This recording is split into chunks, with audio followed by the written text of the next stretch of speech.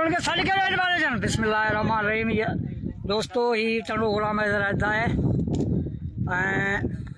मुयाद चंडो गुलाम लगे तो बाहर लगी है मिसकीन मारूड़ा कोली चला गरीब मिसकीन हारी वी का 25 घर ये सड़ी राख थी विया शाबस हुजे कॾियो खां और फायर ब्रिगेड वारनि खे जेके ॿियो पारो बचाए ॾिया उहो पारो आहे फायर ब्रिगेड जी गाॾी अंदरि बीठी आहे उहो ॿाहिरि उजाए छॾी आहे उन पासे हिन पासे वारा तव्हां ॾिसी सघो था।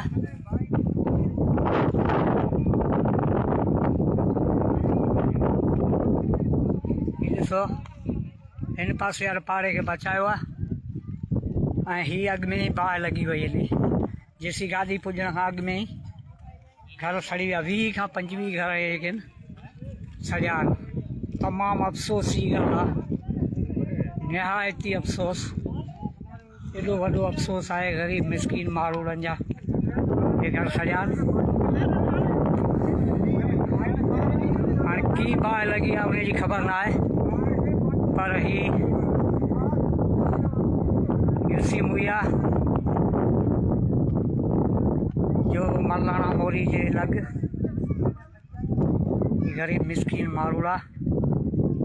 20 खां 25 घर सड़िया सामान पियल सभु सड़ी वियो न हंध न टपर का बि शइ निकिती आहे। असां बस वारनि खे अपील आहे त हिननि जी सहायता कनि हिननि जी माली मदद कनि। ख़ासि तौर नवीद कमर खे अपील था करियूं जंहिंजो हीउ ज़िलो आहे टंडो मामल ख़ान हीउ ज़िले टंडो मामल ख़ान में आहे ऐं टंडे मामल ख़ान जे जेके बि कानूनी इदारा आहिनि उन्हनि खे अपील आहे त हिन ग़रीब मिसकीन मारूड़नि जी सहायता कनि ऐं फायर ब्रिगेड शाबस कॾियो गांव वारनि खे हुजे जेके कॉल करण सां पुॻा आहिनि जिन खे कॉल थी आहे फौरन पुॻा आहिनि। कॾियो गांव जी फायर ब्रिगेड आहे परे पासे वारो पाड़ो ईंदो आहे उहो बाहि विसाए आई आहे ऐं हिन पासे रहियल जेका हाणे आहे उनखे सा वेठा आहिनि पर हिननि 20 खां 25 घर जेके हे सॼा आहिनि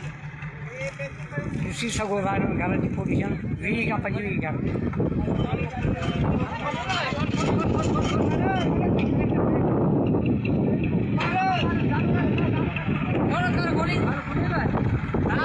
ॾिसो टंडो मामल ख़ान जे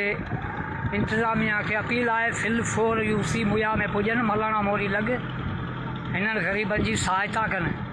छो त हिननि मारूड़नि मिसकीननि कोली बिरादरी जा जेके बि माण्हू आहिनि का बि शइ हिननि जी कोन रही आहे न अन्न रहियो आहे न कपिड़ो रहियो आहे न थां रहियो आहे न को मथां अजो रहियो आहे कखनि वारो खुदारा हिननि जी सहायता करियो। असांखां इहो पुॻो आहे असां फायर ब्रिगेड फिल 4 घुराई आहे कुझु पाड़ो असां बचायो आहे 20 खां 25 घर बचाया आहिनि हुन पासे 20 खां 25 घर जेके सड़ी विया आहिनि जेसी फायर ब्रिगेड जी गाॾी पुॻी शाबस कॾियो गांव वारनि खे हुजे जिन जी फायर ब्रिगेड मोकिली आहे कॉल सां गॾु कॉल थी आहे फायर ब्रिगेड पुॼी आहे फायर ब्रिगेड वारनि पंहिंजो फुल कमु कयो आहे पर हाणे जेको थियणो सो थी वियो तमामु अफ़सोस आहे। टंडो मामल ख़ान जे इंतज़ामिया खे अपील आहे पुरज़ोर त हिननि मिसकीन मारूड़नि जी सहायता कनि छो त हिननि जी का शइ कोन बची आहे हिननि जा थां बि तव्हां ॾिसी सघो था कीअं पिया सड़नि का बि शइ कोन बची आहे मिसकीन मारूड़नि जी।